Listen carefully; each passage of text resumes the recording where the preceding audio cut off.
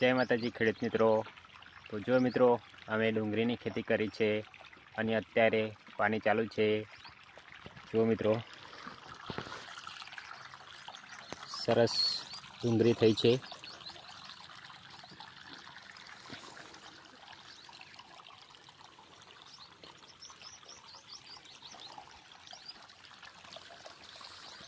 જો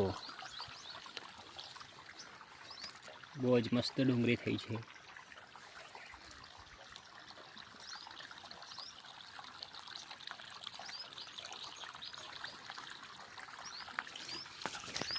તો મિત્રો તમે ખેતી કરતા હોય તો તમે વાવી શકો છો તમારા ખેતરમાં। અને અત્યારે તો દેશી ખાવું જોઈએ, પોતાના ખેતરમાં વાવવું જોઈએ, કેમ કે અત્યારે બધું ખાતરવાળું આવે એટલે આપણા પોતાના ખેતરમાં વાવીએ તો સારું ખાવા મળે। જય જવાન, જય કિસાન, જય માતાજી।